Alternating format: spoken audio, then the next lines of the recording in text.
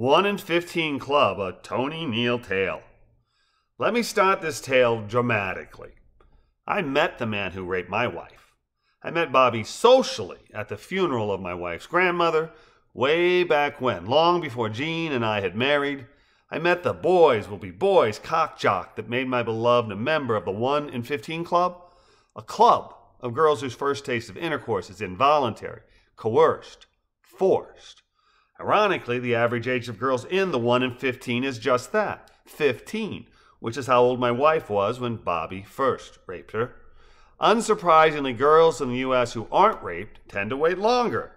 The average age for girls when first sex is sex rather than rape soars to 17, a full 12% higher, and as someone who is fast approaching his 15th birthday, I can tell you from 4 lifetimes of 15-year-old experience that a whole lot of maturing happens for most people in those 2 precious years of transition from child to woman, boy to man.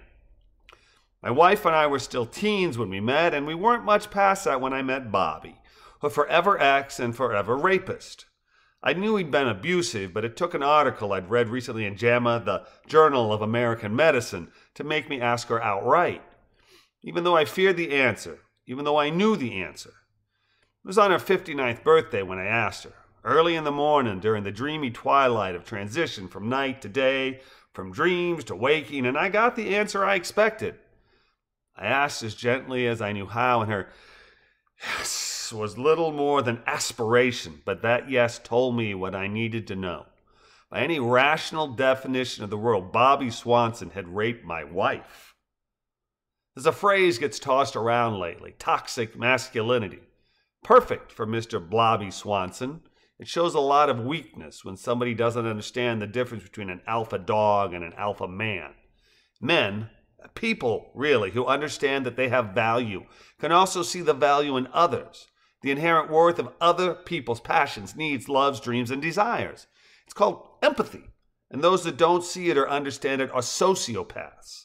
Sociopaths don't live in a world filled with humans. They live in a world of one human, them, while everybody else is an object. Bobby? That's his worldview. He's numero uno, while the rest of us are just zeros to be played. Bobby's a cock, not a man, and he's far from alone.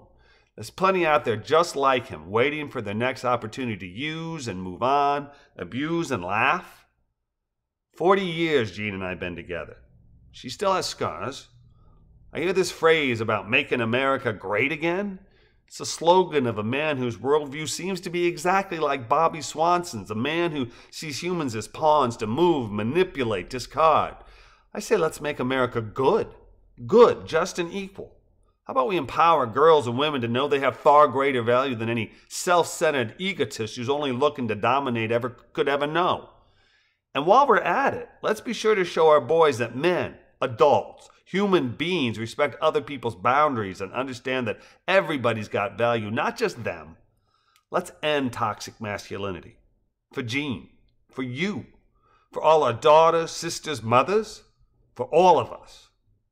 May God bless America, and may we create greatness by building a land where liberty and justice for all means just that. All.